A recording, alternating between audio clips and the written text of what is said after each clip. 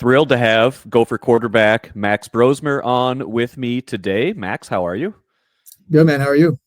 I'm good. Appreciate you taking a little time out of a busy day, although maybe not as busy as usual. Got a little bye week, second bye week of the year. It's unusual, right?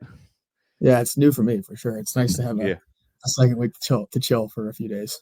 I suppose kind of catch your breath a little bit. Mhm. You've got a big one when you get back. Maybe we can start there before we get into some little more fun stuff. But Penn State's going to present certainly a challenge for you guys, just like everybody does. How are you starting to even think about preparing for that, even as you're kind of trying to get a little downtime after the game last week? Yeah, the first thing is always to get the bodies nice and recovered for the team. It's a long season here in the Big Ten, and taking the amount of time necessary to get your body nice, feeling healthy and feeling ready to go is always the first important step. Getting mentally refreshed too. It's nice to take a step back for a day or two and refresh the mind and get ready to go again and get back to preparation where we can use our extra days to prepare and again get our minds and bodies right for next week. We know every game in the Big Ten is physically and mentally taxing. The preparation is the name of the game, and the guys are excited and getting ready to go. You mentioned every day in the Big Ten is a challenge. This is obviously your first year in the Big Ten. Is that what you expected, or what has the Big Ten been versus maybe what you could have imagined coming into it? Definitely what I expected for sure. You look at the Big Ten as one of the power conferences, of the country, and if not one of the best, if not the best conference in the country. And every single week, there's a new challenge that's being posed, whether it's defensively with the personnel changes or the scheme changes. Different coordinators, different head coaches that you're preparing for every single week. It makes playing the Big Ten a lot of fun too, where you get to challenge yourself and your team every single week in something new that you learn about yourself and learn about your team. But yeah, definitely for sure what I expected coming into here, and it only has increased in that light since I've gotten here, where you expect one thing, like it's going to be this big challenge every single week, but the way that it can change, the way the challenge changes, is interesting. It's fun to be a part of. What have you then learned about yourself? You referenced that. What have you learned about yourself along the way? Yeah, I think I've learned a lot of stuff about myself. I think it's always fun to see how your leadership changes when you meet new people, be a part of a new team, are a part of a new culture. And for me to be able to step outside of my comfort zone, where I was from previously, and challenge myself in new lights of leadership. It's definitely been a lot of fun. It's been challenging, every single day, but I love doing it. And then learning the type of player that I can be too. I think proving to myself and only myself that I am who I say I am, and I can be a part of this team, and playing with this team is something that I'll remember for the rest of my life. And this team specifically too, the people on this team have been absolutely amazing to play with and be outside the facility with, and that's one of the things I'll definitely take away from being here. That idea of believing in yourself, kind of betting on the fact that you are who you think you are, even if other people aren't seeing it right away. You're, not recruited by FBS schools coming out of high school. You go to New Hampshire, you do what you do there. You make the jump to here, and I'm sure there's people like, man, people don't do that very often. How's this going to go? What is it Right. about you that makes you think that you can do that, which you have done?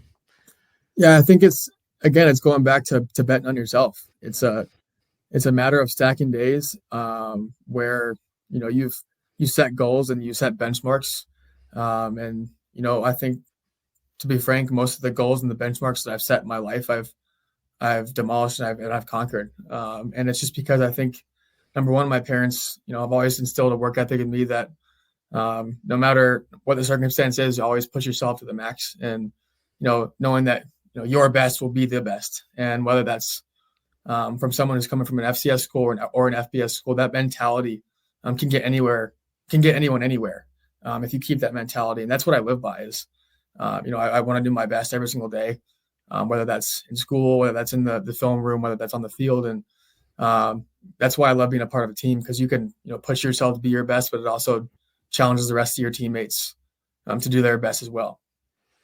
You've gotten into a few zones this year where you've kind of been unstoppable. And you generally had a really good season overall, but there's a few times where it's just been like, is anybody going to be able to stop him? And one of those times that I was watching you, I was like, Max Brosmer reminds me a little bit, now just bear with me, reminds me a little bit of a dialed in Aaron Rodgers. Now, just like, I'm sorry, like, I don't want to put that on you. Oh, I appreciate that. People are like, don't say that. Like, that's too big. But like that's what you remind me of sometimes when you were in a zone. What is it like to be in that zone? What do you think of the Rodgers comparison?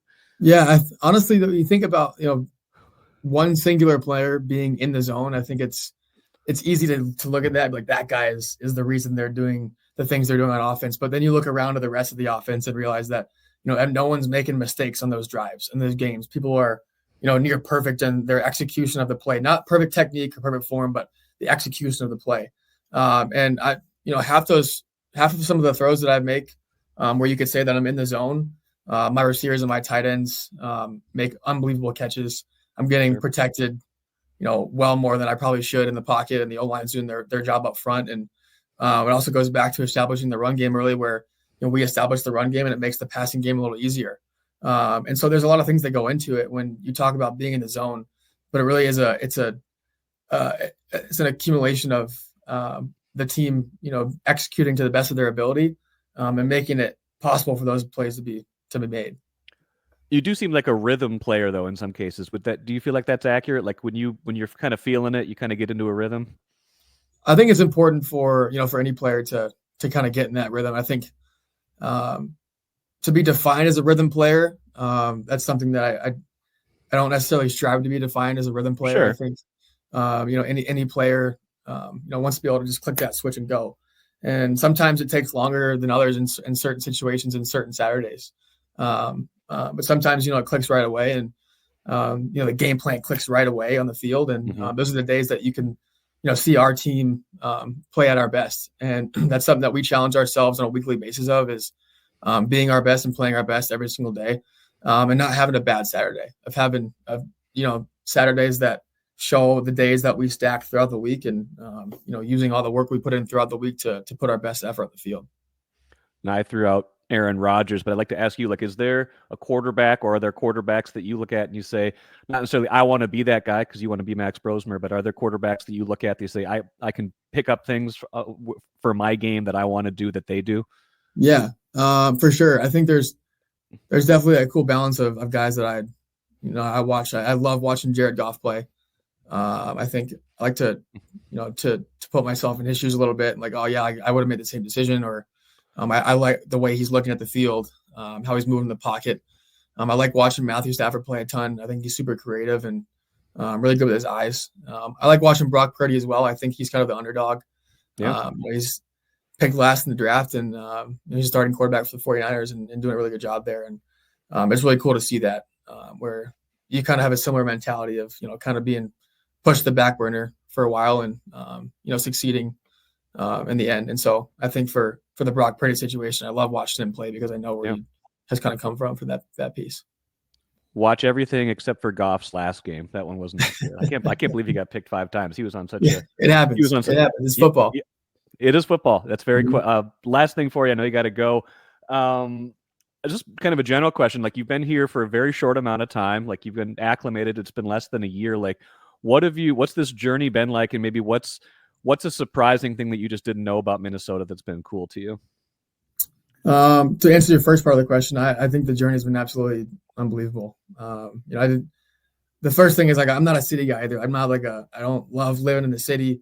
I came from, Durham, New Hampshire, which is the middle of nowhere in New Hampshire, where the closest Chipotle is 25 minutes away.